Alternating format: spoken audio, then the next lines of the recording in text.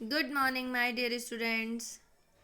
आज हम आपकी हिंदी लिटरेचर बुक का चैप्टर 13 पढ़ेंगे। चैप्टर 13 में दिया हुआ है मधुर वचन। इसमें कुछ दोहे दिए हुए हैं। उन दोहों में हमको बहुत अच्छी अच्छी सीख मिलती है। उन दोहों से इनमें से कुछ दोहे कबीरदास जी के, रहीमदास जी के, तुलसीदास जी के हैं। आपने बहुत से दोहे सुने भी हैं। तो सबसे पहले आपको इन दोहों को पढ़ना आना चाहिए, उच्चारण करते हुए आना चाहिए, फिर हम उनका अर्थ समझेंगे। पहला दोहा दिया हुआ है। दोहा आप लोगों से पढ़ते बनता है ना, कैसे पढ़ते हैं? ऐसी वाणी बोलिए मन का आपा खोय, औरन को शीतल करे आपहु शीतल होय। ऐसे आप लोग पढ़ते हैं ना दोहे। तो दोहे को पढ़कर इनका अर्थ समझना है।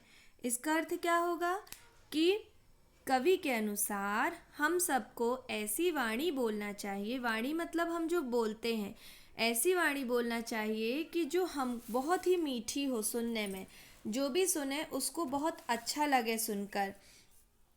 बोलने से और मीठी वाणी बोलने से जब हम बोलेंगे तो सभी लोग सुनकर प्रसन्न होते हैं, मतलब खुश होते हैं, और हमें भी प्रसन्नता का अनुभव होता है। पहला दोहा आपको पहले दोहे का अर्थ समझ में आ गया।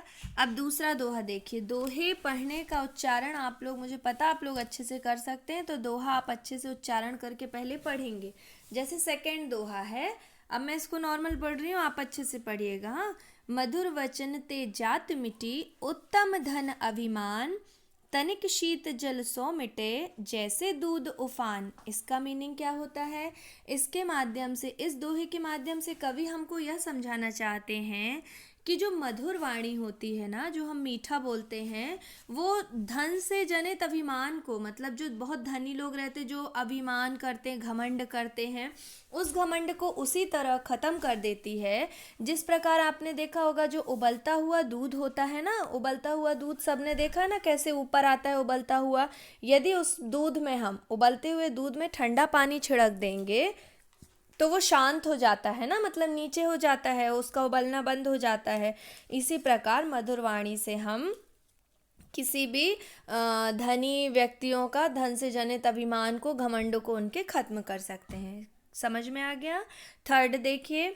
बोली एक अमूल है, जो कोई बोले जानी, ये तराजू तौली के तब मुख बाहर आनी। इस दोहे में भी यही समझाया गया है। इन सारे दोहों को आप देखिएगा, कहीं ना कहीं आपको आपकी बोली से रिलेटेड ही है कि हमको कैसे बोलना चाहिए, है ना। तो इसमें भी यही बताया हुआ है कि बोली एक अमोल है, मतलब अमूल्य है हमारी बोली। इसीलिए हमको हमेशा सोच समझ कर ही बोलना चाहिए। कुछ लोग होते हैं ना जो बिना सोचे समझे कुछ भी बोल देते हैं, फिर बाद में पछताते रहते हैं। इसीलिए हमको इसमें जो दिया है ना, ये तराजू तौली के, तो हम तराजू से तौलेंगे तो नहीं, लेकिन उसका मतलब ये है कि सोच समझ कर बोलना, मतलब तराजू से तोल कर ही बोलना होता है। कि हम जब भी बोलें ऐसा बोलें कि किसी को बुरा ना लगे, सोच समझ कर बोलें। अब फोर्थ देखिए। मधुर वचन है औषधि, कटुक वचन है तीर, स्वप्न द्वार हवै संचरे, साले शकल शरीर। मतलब इसमें ये बताया हुआ है कि जो हमारे मधुर वचन होते हैं, जो हम जैसे भी बोलते हैं, तो वो औषधि मीन्स दवा के समान होती है। और जो हमारे कड़वे वचन होते हैं, जो हम कड़वे वचन बोलते हैं ना, जो अच्छे नहीं होते सुनने में, सुनने वाले को भी अच्छे नहीं लगते, वो विष मतलब जहर के समान होते हैं। उनको जहर के समान बताया गया है। तुलसी मीठे वचन ते सुख उपजत और, वशीकरण एक मंत्र है, परिहरु वचन कठोर। मतलब मीठे वचनों से क्या होता है? मीठे वचनों से, तुलसीदास जी का दोहा है ये, तुलसीदास जी कहते हैं इस दोहे के माध्यम से कि मीठे वचनों से सब तरफ सुख आता है। हर तरफ हम देखेंगे कि सुख ही सुख होगा मीठे वचन से। यहाँ तक कि मीठे वचनों से हम किसी को अपने वश में भी कर सकते हैं, मतलब वशीकरण एक मंत्र है। कठोर बोलेंगे तो हमसे सब बुरा मानेंगे, हमारी कोई बात भी नहीं सुनेगा, लेकिन मीठा बोलकर हम लोगों से अपनी बात को मनवा सकते हैं। खीरा सिर ते काटिए मलिन लोन लगाए, रहीमन करुवेर मुखन को चाहिए यही सजाए। रहीमन मीन्स ये रहीम दास जी का दोहा है। इसमें रहीम दास जी ने बताया है कि जो खीरा होता है ना, हम खाते हैं, खीरे के माध्यम से कड़वी बोले जाने वाले को भी दंड मिलना चाहिए। जो खीरे के माध्यम से कड़वा बोलते हैं कि मतलब मीठा बोलने के द्वारा वो ऐसा दिखाएंगे कि हम बहुत मीठा बोल रहे हैं, लेकिन वो कड़वा बोलते रहते हैं, उनको भी दंड मिलना चाहिए, जिससे वो ऐसा दोबारा ना करें। ये रहीम दास जी ने समझाया है। अब देखिए नेक्स्ट, अति का भला न बोलना, अति की भली न चूप, अति का भला न बरसना, अति की भली न धूप। इसको आप सब जानते हैं ना, इसको आप सब ने पढ़ा है कि बता सकते हैं आप लोग कि इस दोहे के माध्यम से हमें यह पता चल रहा है कि हमको कभी भी अधिक नहीं बोलना चाहिए। अति का भला न बोलना मतलब ना अधिक बोलना चाहिए, अति की भली न चुप मतलब हमको ज़्यादा अधिक चुप भी नहीं रहना चाहिए। क्यों?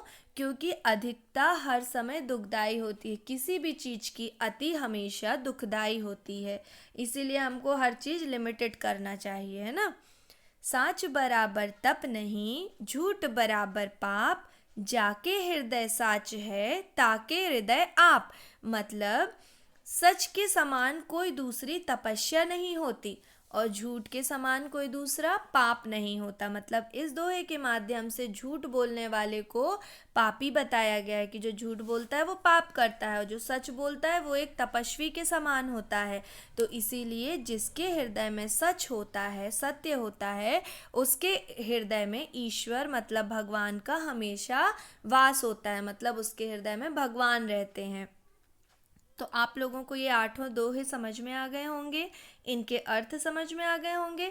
अब आप इनका अच्छे से उच्चारण करके पढ़िए और इनका अर्थ समझिए। कहीं कोई प्रॉब्लम होती है तो मुझसे पूछिए। Okay, thank you.